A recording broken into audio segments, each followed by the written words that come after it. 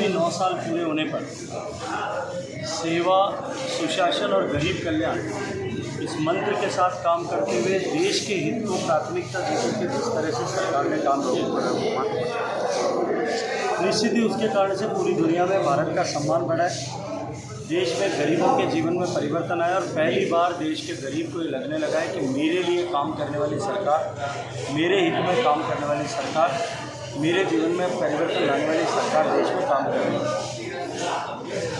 इस परिवर्तन का करने का जो सौभाग्य भारतीय जनता पार्टी को, नरेंद्र मोदी जी को, हम सबको मिला, ये सौभाग्यपूर्ण अवसर देने के लिए देश के मतदाताओं का, भारतीय जनता पार्टी के कार्यकर्ता जिन्होंने परिश्रम किया, भारतीय जनता पार्टी के लिए सद्भाव रखने वाले ऐसे सारे व्यापारी, व्यवसायी, विभिन्न तबकों के लोग, उन सब का अभिनंदन और आभार ज्ञापित करने के लिए देश भर में जिन कार्यक्रमों की श्रृंखला आयोजित की जा रही है, उसी में से एक आज बालेसर में इन व्यवसायियों के सम्मेलन में आकर के मुझे बातचीत करने का सौभाग्य मिला है। मैं सभी का हृदयपूर्वक अभिनंदन करता हूँ। 2024 में सरकार रिपीट होगी? ये प्रश्न और इसका उत्तर ऐसा ही है जैसा अगर कोई मैं आपसे ये प्रश्न करूं कि कल सुबह का सूरज पूरब से उगेगा या नहीं उगेगा। अगर कल सुबह का सूरज पूरब से उगेगा तो 2024 में आज जितना बहुमत है इससे ज़्यादा बहुमत से भारतीय जनता पार्टी की सरकार बनेगी। प्रमुख मुद्दा क्या नहीं रहता?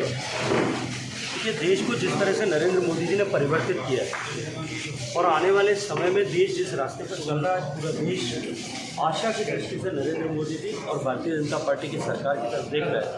मुझे लगता है कि ये जो कुछ हुआ है इसी के आशीर्वाद पर एक बार फिर इससे ज़्यादा बहुमत से सरकार बनेगी। यदि मैं 2023 में होने वाले राजस्थान के चुनाव के परिप्रेक्ष्य में बात करूं तो जिस तरह की भ्रष्ट सरकार, जिस तरह की नकारा सरकार, जिस तरह की असफल सरकार राजस्थान में काम कर रही है, राजस्थान में अवश्य परिवर्तन होगा और ऐतिहासिक प्रचंड बहुमत के साथ में भारतीय जनता पार्टी की सरकार बनेगी। देखिए, देश बदल रहा है और जो आज भारत के युवा हैं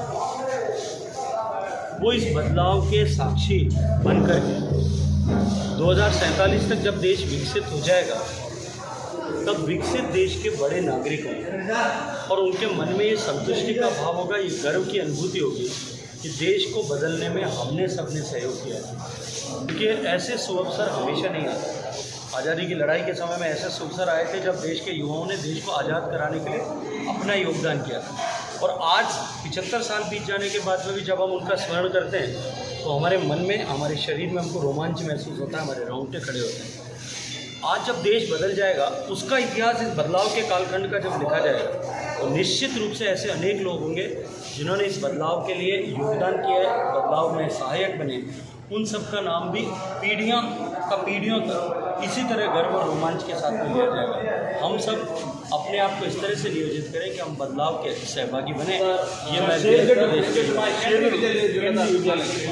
मैं उसके ऊपर प्रयास किया। भारत सरकार को पूरी करनी है क्योंकि उसके लिए ज़मीन देना, ज़मीन पर भवन न बने तब तक ऑल्टरनेटिव बिल्डिंग का अरेंजमेंट करके देना, जो किराया फ्री बिल्डिंग हो, ये दोनों राज्य सरकार की जिम्मेदारी होती है।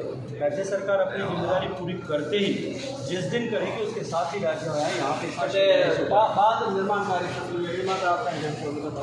क्योंकि केवल एक बांध है। एनिकर्स बांध शेरगढ़ विधानसभा में लगभग 57 एनिकर्स का काम निर्माण पूरा हो गया और बांध का निर्माण भी तेज गति से चल रहा है। बारिश तक पूरा होने की पूरी संभावना है कि इन सब के कारण से जिस तरह से ग्राउंड वाटर रिचार्ज होगा, जो ज़मीन का पानी नीचे जा रहा है वो वापस भरने लगेगा। मैं ऐसा वैज्ञानिक अध्ययनों के आधार पर कह सकता हूँ कि इन सब के चलते हुए इस पूरे क्षेत्र में, विशेष रूप से बालेसर के क्षेत्र में भूगर्भ के जल के स्तर में सुधार आएगा और आने वाली कई पीढ़ियों तक यहाँ लोग ट्यूबवेल में से पानी निकाल करके खेती कर सकें। राष्ट्र मुख्यमंत्री अशोक गहलोत जी आप लगातार संजीवनी घोटाले दे नारो बदलने में आपका हिसाब है?